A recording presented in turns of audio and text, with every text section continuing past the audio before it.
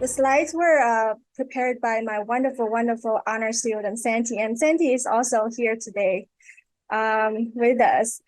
So I had the two ideas of experimenting with generative AI with research. What I'm presenting today is one of them. I'll just have like a brief mention of the other one, which is we hope to do next. So I wanted to use generative AI to review literature. And so there was this literature review study that we already completed human coding. It was like we screened 1,300 articles, and we reviewed the full text of 170 articles. And so all the human coding is already there, and then we are just curious how generative AI can do the job.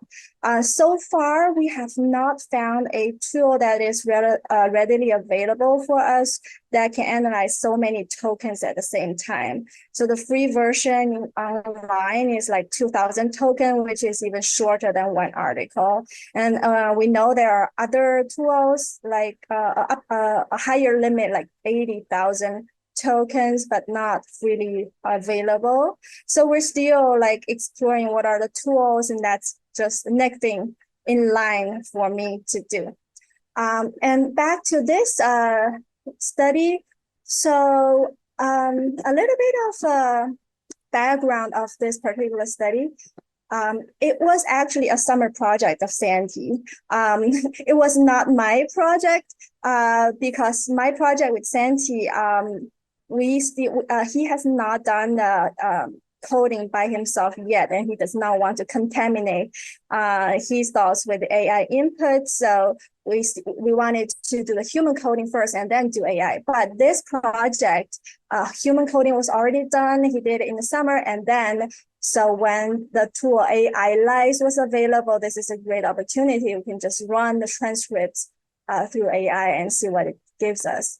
A little bit of a background. So they had a small experiment. 9 students read a course syllabus, and then they completed a course evaluation survey, but without actually taking a class. They took only information from the syllabus. And then after the course evaluation survey, they conducted a semi-structured interview. And that's the transcripts of the interviews were what was fed into the AI tool. So the main research question for the analysis was what part of the information from the syllabus did the students use to complete the course evaluation? And they had 2 syllabus types. So the first type was course-centered.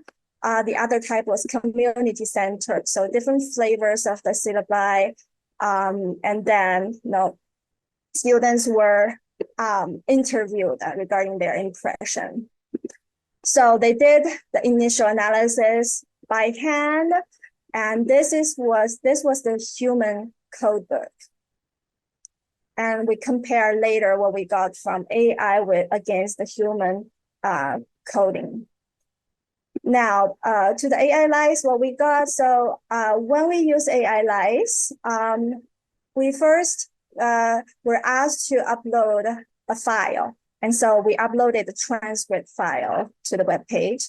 And then we have these options down here to analyze the transcript. For example, if you press compare viewpoints across documents, and you're allowed to specify additional information. What was your question? And some other instructions here. And then you hit submit. It will take a few minutes to give you some answers.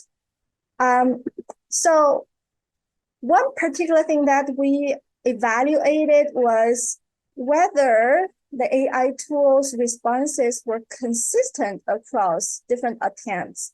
So we did this, compare viewpoints, and the exact same prompts, just ran it twice. And we were pretty, amused about the finding. And here is the comparison of what AI gave us the 2 times, attempt 1 on the left-hand side, attempt 2 on the right-hand side. And you can compare and see how the responses are almost opposite for the 2 times. And so what does that say about this AI tool? Can we rely on it or not? That's the question. Santi reflected on this. So he thought that, maybe neither response was wrong or right. They just, focused on different things and summarized it in different ways. And then the other option was we can ask AI Live to create a code book off of the transcripts. So you upload the transcripts, you select conduct thematic analysis and ask for a code book. So the tool actually updated, I think, 2 days ago. So before 2 days ago, before Wednesday, this is what we had, which was pretty odd because you can see that it gave us 3 codes joined in one spreadsheet, and there were 4 codes joined in one spreadsheet, and the first 3 were about transcript A, and the last one was about transcript B, and there was no further explanation about it. Why do we get 3 from A and 1 from B, and what are the differences? But after Wednesday, we got something different. So we got 1 code book instead of 4 of them. And this new code book also gave us quotes from the document. So we thought maybe there was an improvement of this function, and we're getting the quotes, which person and which page, which is more helpful than previously. We did a little comparison of not this code book, but the code book we got previously against the human coding. And this is one of the earlier code book. There are 6 themes, and there is a little more detailed explanation of the themes. And we'll compare this against our human code book and found that, so research team developed 21 unit codes, AI Lives had 27, and there were some repeats. And then AI Lives addressed 13 out of 21 codes from the research team's codebook. And it contributed 6 unique additional codes, but 5 of them were irrelevant to the specific research questions, and AI Lives did not know it, so that's reasonable. And just one of them could be novel and useful addition to the human findings. Yep. And a little more detail is that often we found that 2 codes from the research team combine into 1 code from AI Lives. Yep, so that's all for findings. Thank you. That's fascinating, particularly the part about it changing its capabilities literally overnight, which is, I think, part of how these technologies are spreading and growing. I'm going to so thank you for that. We'd love to hear from the others as well. So Katie, I'm going to call on you, particularly because you had some interesting experiences with IRB, which I think would be of use to all of us who are sort of thinking about these tools. Absolutely. I think that was the biggest thing before I started was IRB. Everyone that I had talked with was like, when I emailed, another colleague and I emailed the IRB office at the same time, she got back a 2-sentence response about AI.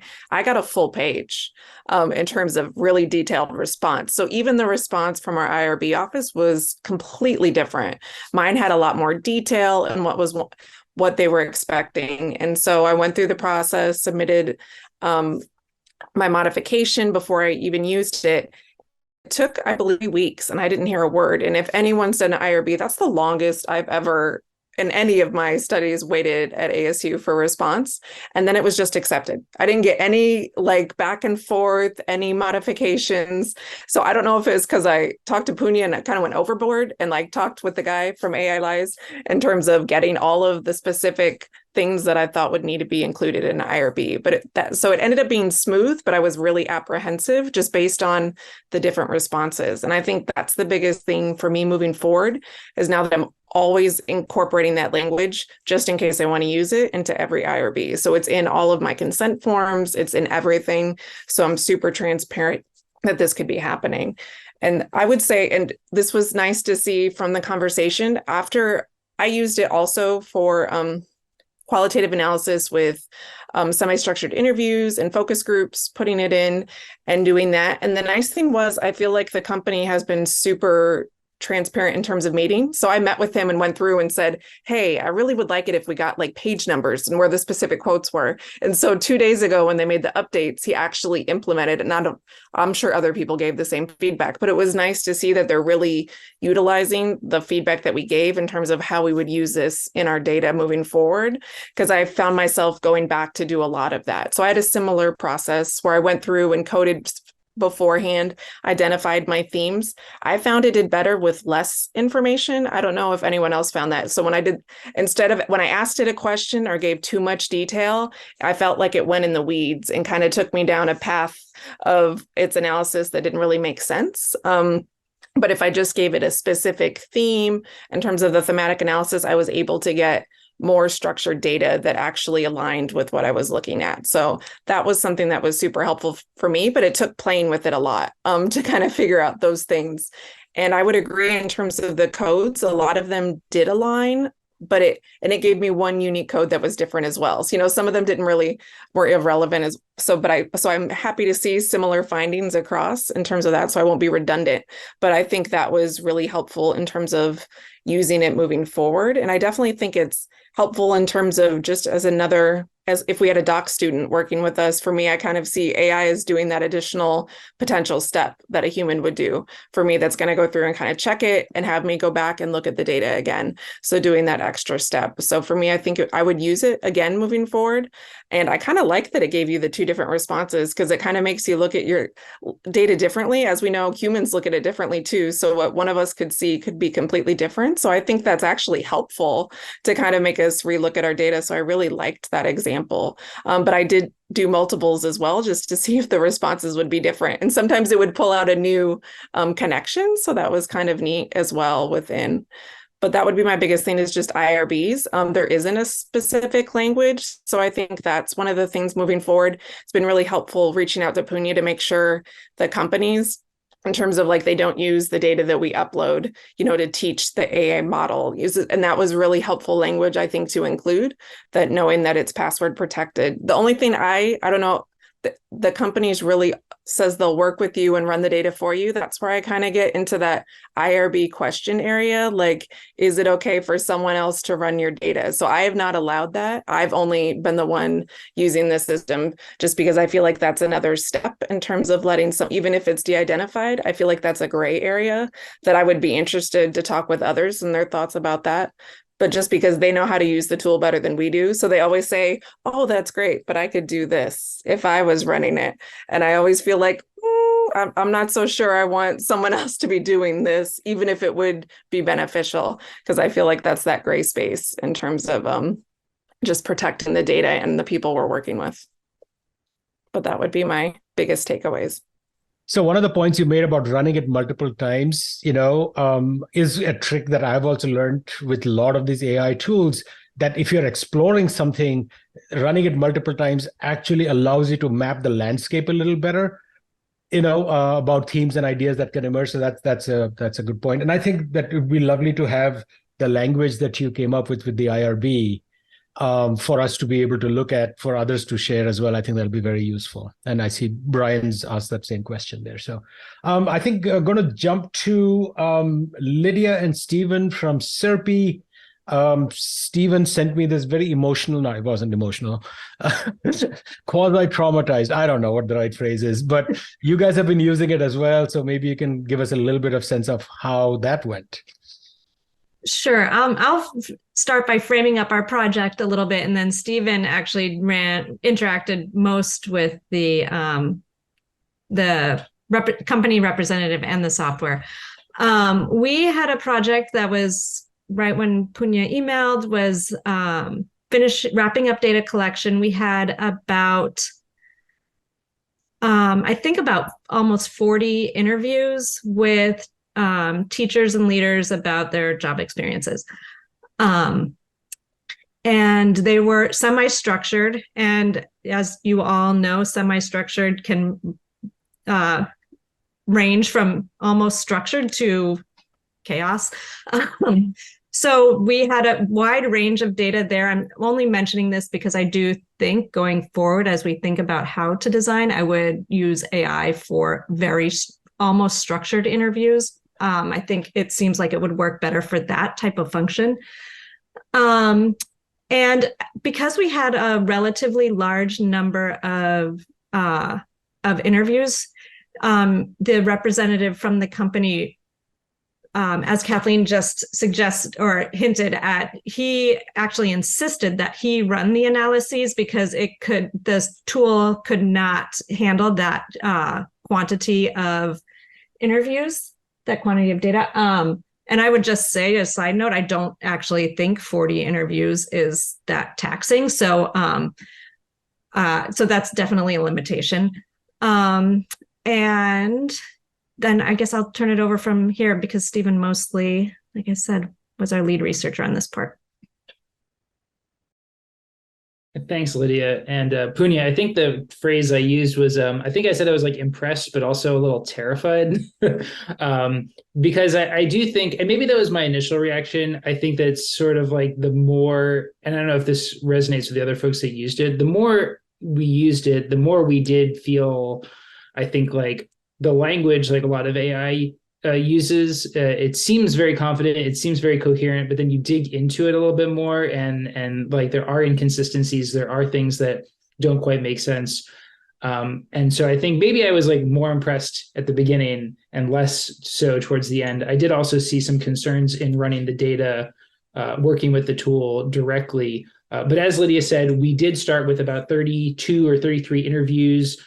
These were upwards of 45 minutes to an hour. So each transcript was about 15 pages.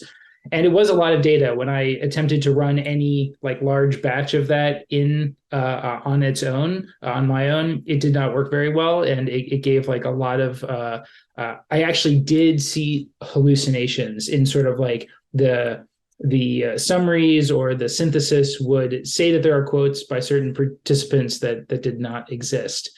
I will say though, also, maybe there's like a good way of framing this as well. Like we worked a lot with James, the representative from the company who did run the data, and he provided like a structured analysis, which was interesting, but it also had some flaws. It also had some, it kind of like looked like it was pointing at quotes and things that did not exist. So that was concerning, but also in general, we just did not have enough time to work with the company to, I think, like get a tutorial on how to even do what they did, which I think would be interesting and worthwhile. I think there was a lot to learn, and the tool looks pretty user friendly. It is, I think, to some extent, like the interface is pretty clear, but I could not replicate the structure of the data that they provided, which was like a pretty nice spreadsheet. But I will say, kind of back up and say also that the things that I think were most impressive were the ability for the tool to summarize. So, and specifically within a transcript, or within like a particular, like a small number of transcripts, it could look through 15 pages and write some, like a paragraph that kind of captured the relevant information to the research questions, especially if you kind of gave it that kind of sensitizing initial question. But that would be like within one transcript. When I kind of expanded it, and the data set that we were looking at were experiences of teachers in different contexts, in different, not just schools, but in public schools and also in private or micro schools. And it seemed to have a harder and harder time drawing useful themes across contexts. So when you give it a few interviews from one specific site, it seemed to do better than when you gave it cross-site transcripts and said find themes. So that was kind of like one of the biggest limitations, I would say.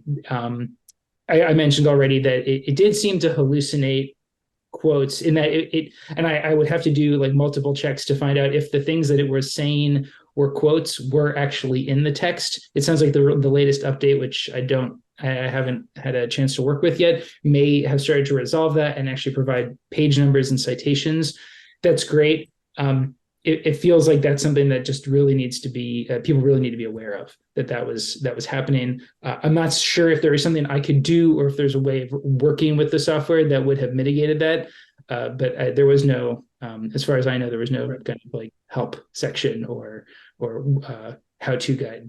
So overall, I would say that, and I think Kathleen made this point, the idea that you can use this to check your own biases, to see if you've missed connections, if there are things that you did not like come across in your own analysis, doing your own codes and your own thematic analysis.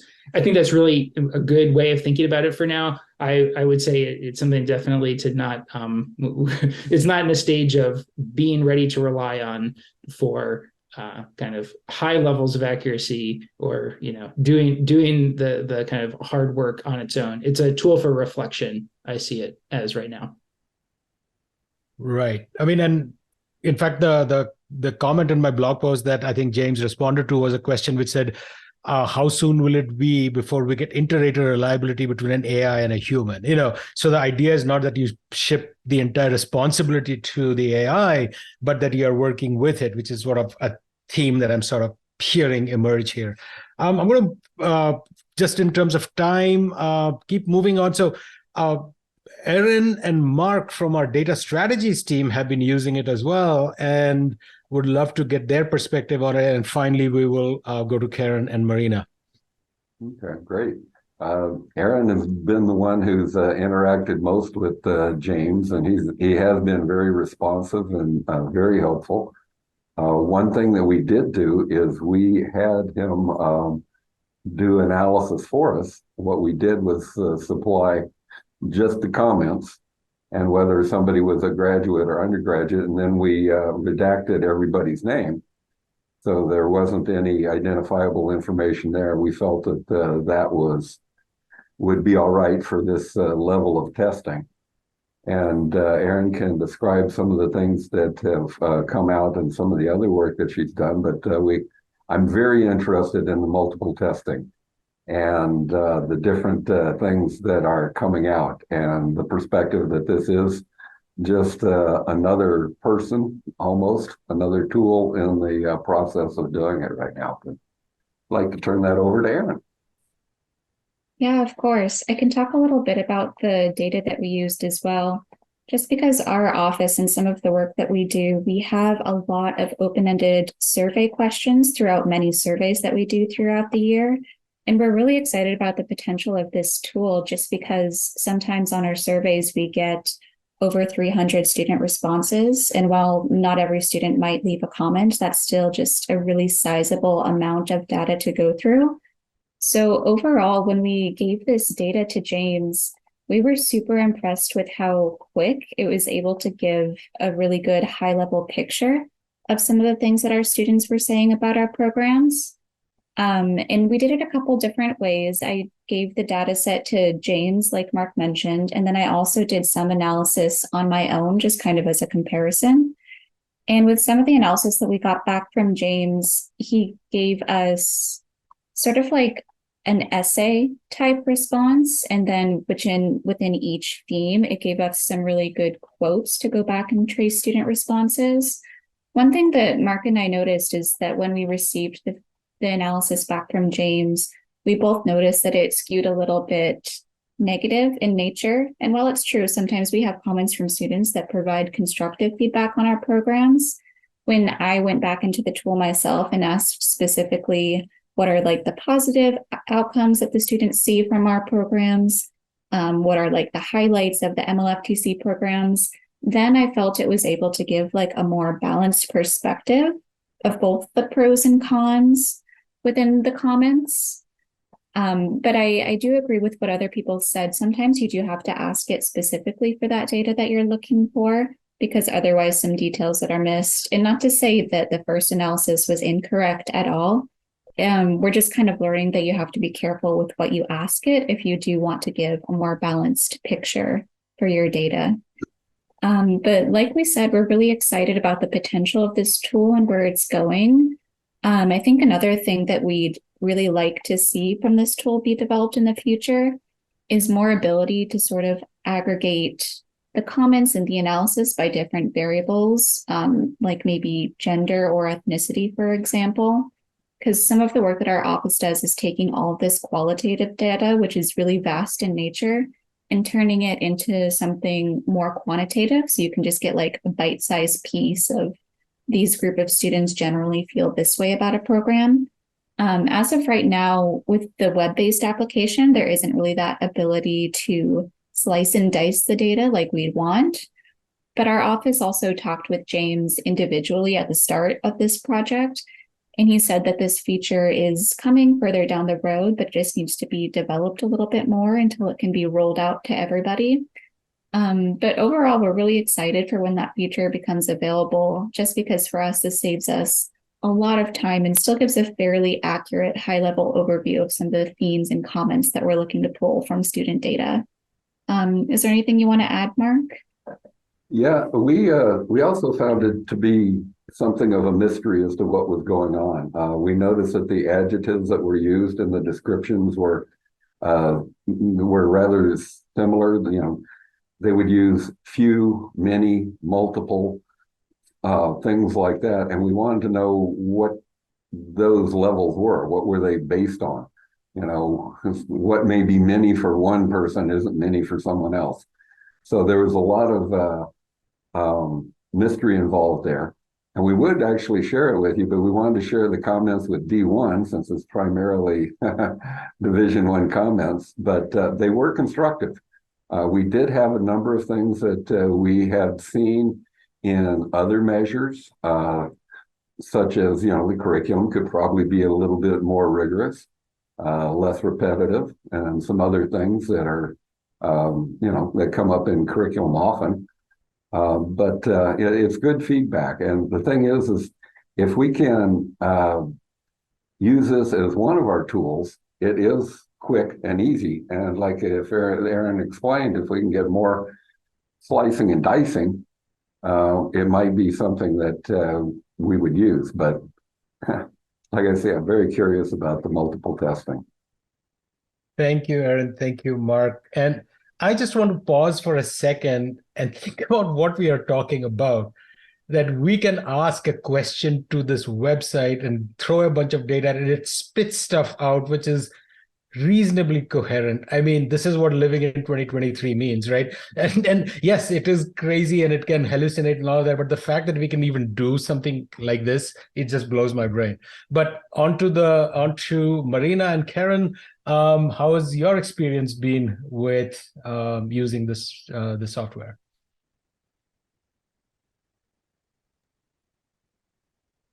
So Marina and I have been working. So first of all, let me preface this by saying that Marina was one of the people that was involved in the initial meeting, and she's used the tool herself kind of to play around with her own data. She's going to talk about that a little bit.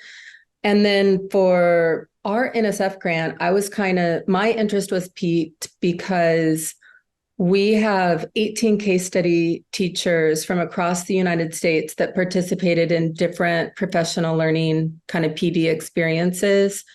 And we are trying to understand residual learning, like what these teachers retained 5 years post the PD experience.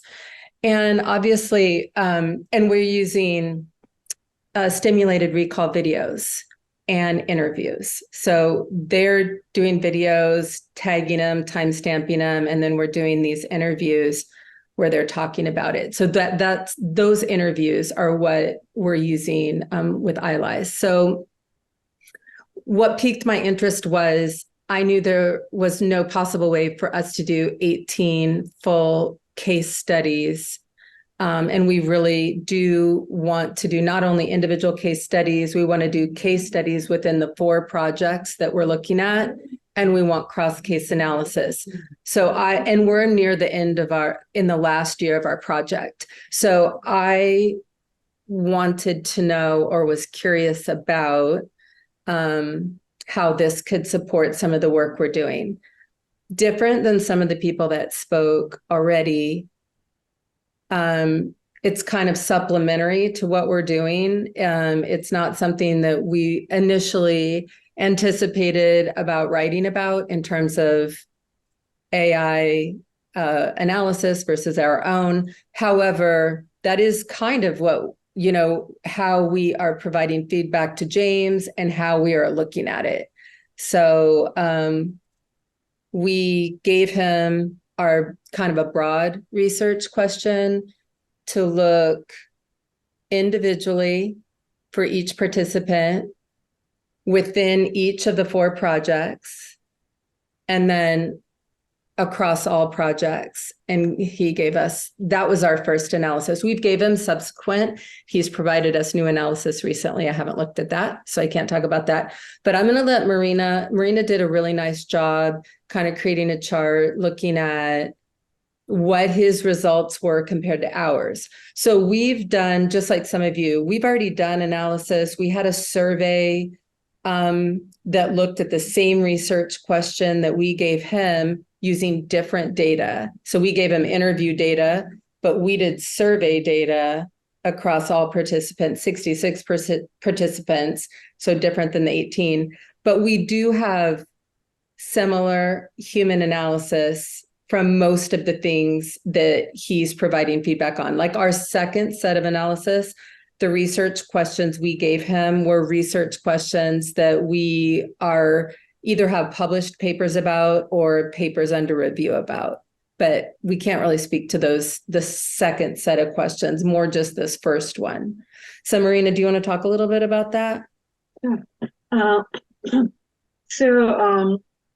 As Karen explained, we had already done the analysis. So what I was doing was I was looking at the AI-ized information that James provided us and kind of matching it with the actual data source. Couple of things that stand out. So some of the things that all of you have been mentioning, like it's really good with summaries. That's, of course, very, very wonderful with how AI-ized is doing that. It always manages to get the right highlights there. But the moment you get into trying to find themes or asking specific, research-specific questions, what I realized was going on was a bit of overreaching and a bit of conflation of different things. So it wasn't always able to figure out the context.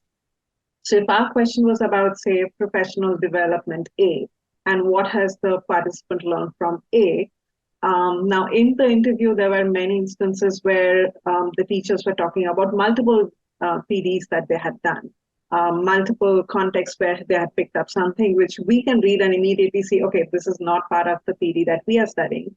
But for AI-ized, all the learning was bunched as, the learning from the PD and the review. There were also certain things that came in because of the pandemic. So the study was happening while the pandemic was going on. So the teachers are referring to that and the learning and the, modifications they had to do to their teaching because of the pandemic. Again, for AI-ized, it all seemed part of the original PD rather than seeing the nuances that was in different contexts. I think that was the biggest thing that stood out for me. One thing I will say, so we do have a next, as Karen said, we have a next set of data from James now, which we haven't yet looked at in details.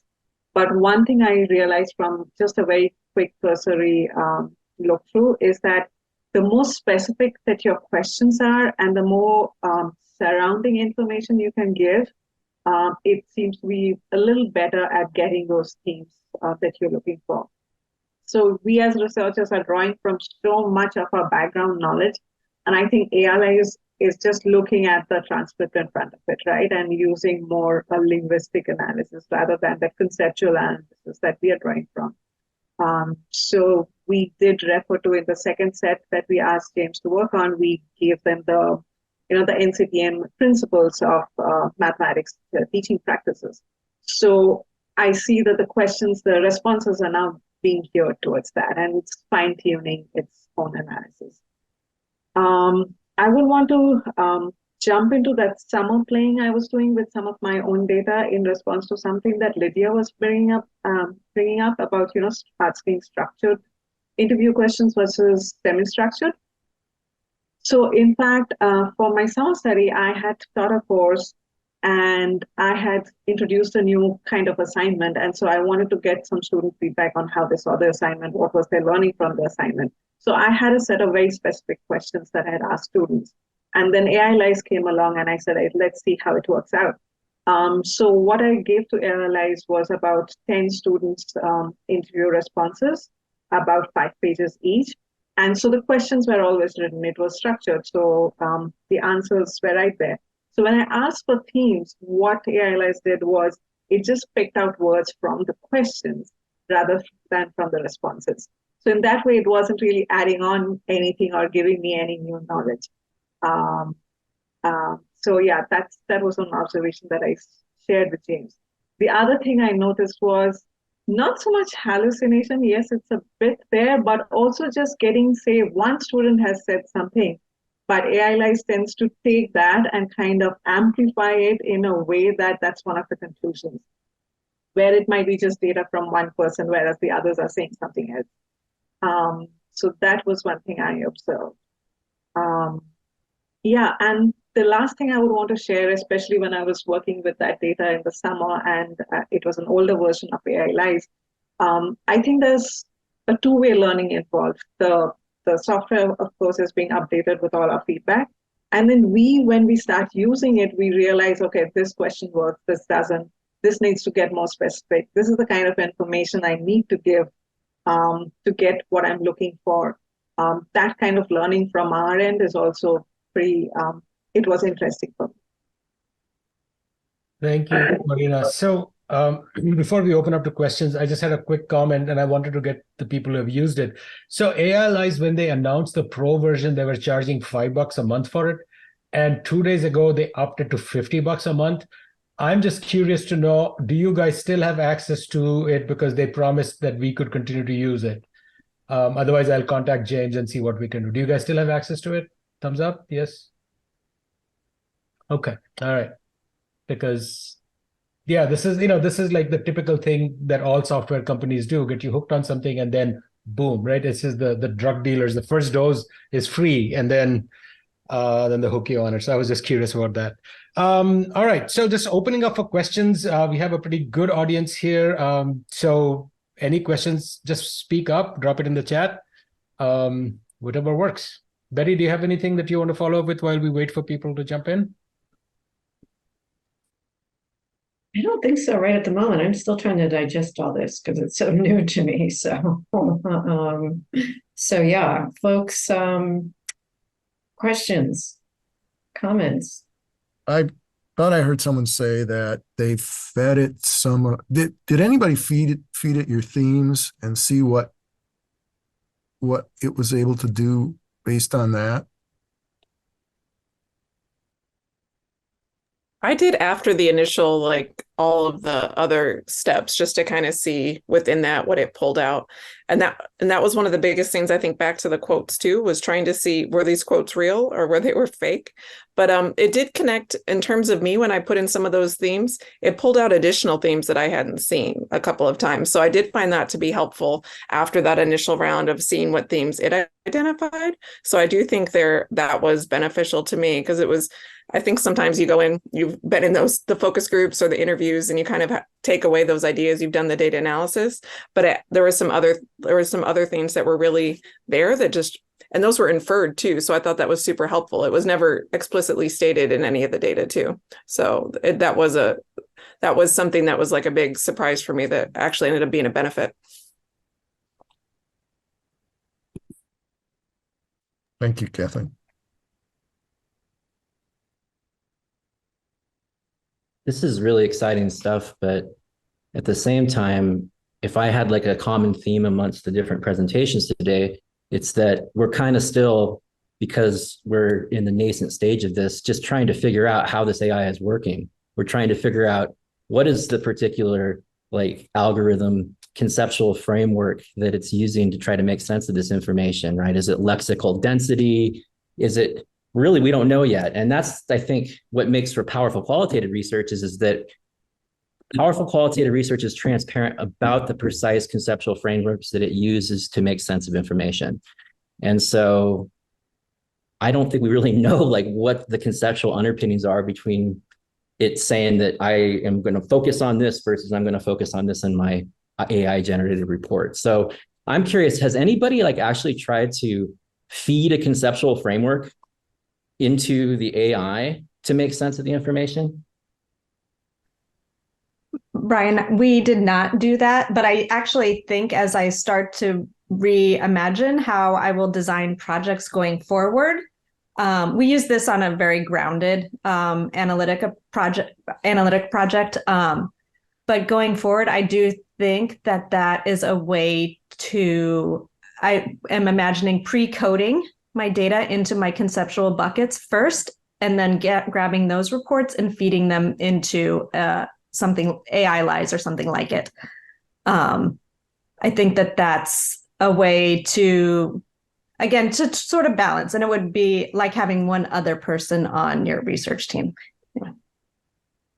I think it's an interesting point.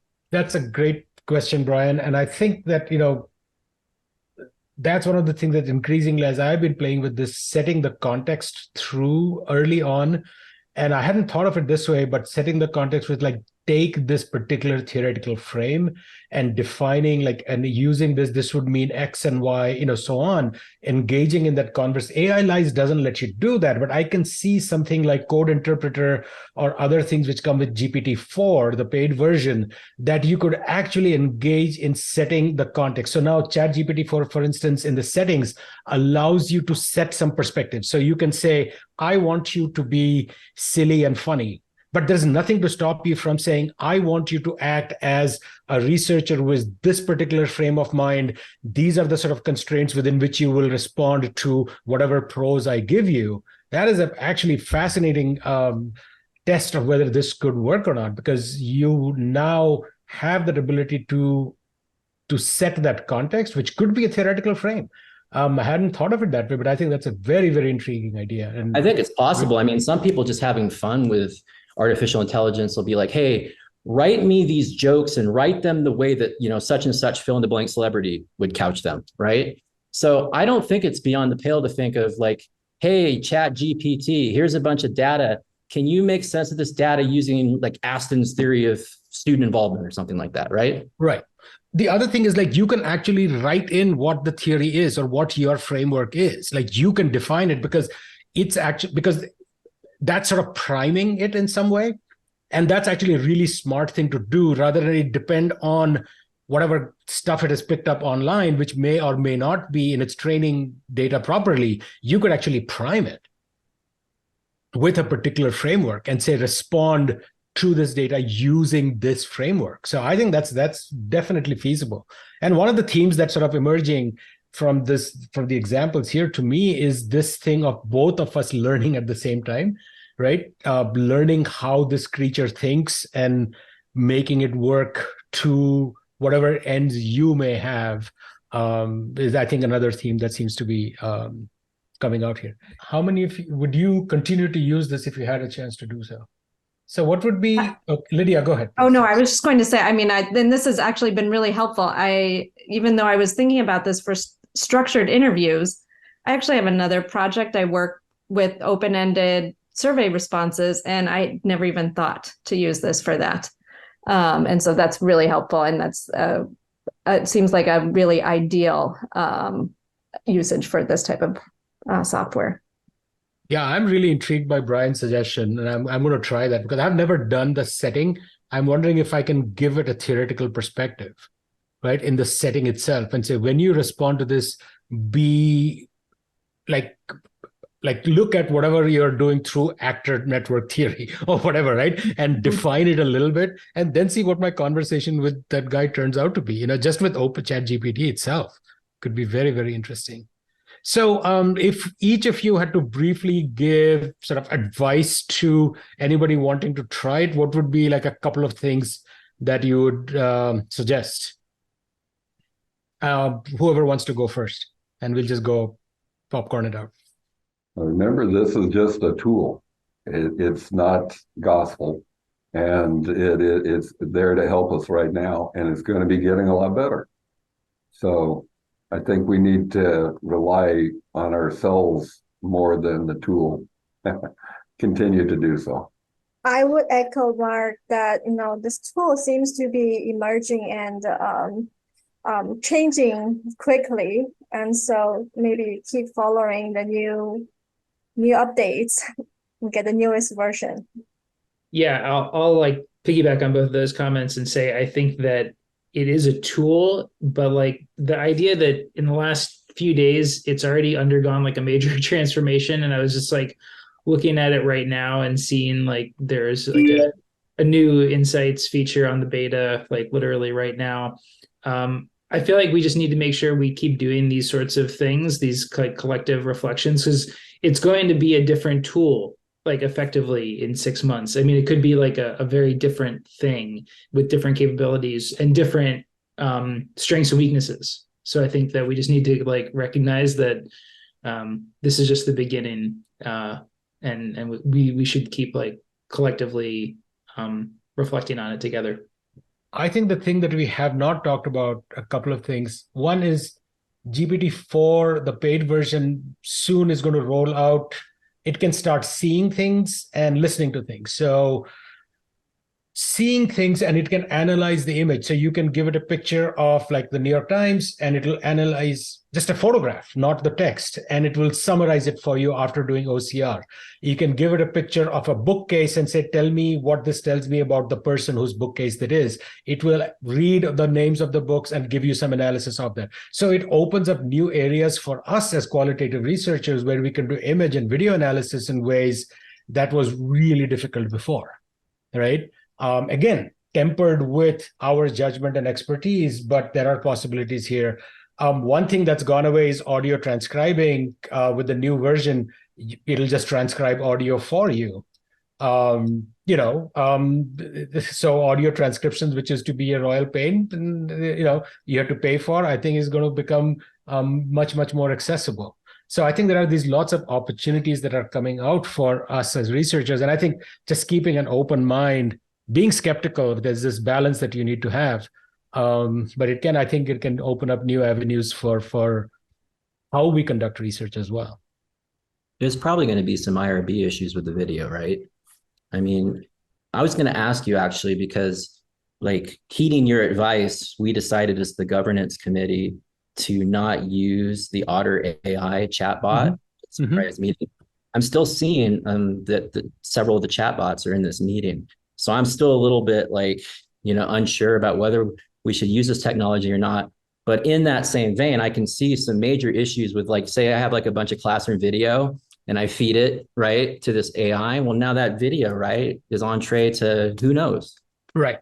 So, Brian, with respect to AI lies, we did go through a security review at ASU before we, made this offer to our faculty. The security review, they do follow European Union, whatever the GDPR regulations. They do not use any of the data that is being used for analysis to train their models. So there's a whole bunch of safeguards that AI lies does ensure, which is why we were comfortable with doing that. What Otter AI and all of these do, they do not give you those safeguards. They, in fact, once you say yes to it, they will use your image, my image, the things that we are saying now to train their data. So that's the difference. And so when AI Lies reached out to me and we started that initial conversation, the first thing I did was reach out to Kelly and say, are we allowed, is this okay to use? And it's only after ASU did its security survey, the only thing that they said is that make sure you have a unique password, because this is not enterprise level, because they cannot guarantee that at this point in time, that we went forward with this. We would not have gone forward with this if those security measures had not been in place. But even then, I think with each of the people that Kathleen, you and I talked about this, that do not use any identifiable data, just from our side, make sure that happens. But we did go through a security review before we started playing with this. Are we still in a holding pattern with Otter AI? Yes. Okay. But Punya, just about this particular meeting, I mean, that Brian brought up, this is a public meeting, right? And that's why we decided that Otter AI would be appropriate, or that's the advice that we got. It was allowable. Yes. So what the university policy on this is that Otter AI and other tools can be used if the meetings are public, because anybody could join it and that's fine, which just an hour meetings are. But we do not recommend, I mean, we as in like, I don't make the decision. ET in their security review has determined that there is too much of, stealing of data that ASU would not support it. And it's recommended not for use for that. Next week, what's coming up? Next week, we do not have just an hour. It's the Friday before break.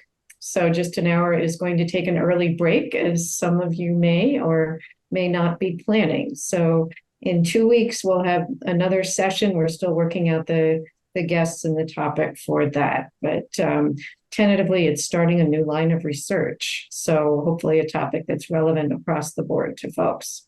We'll get that invitation out by the beginning of next week. So thank you all. Great conversation. I learned a lot. My head is kind of exploding still, but really thoughtful and useful insight. So thanks very much to all of our discussants, those of you who tested the tool and shared what you found. We really appreciate that.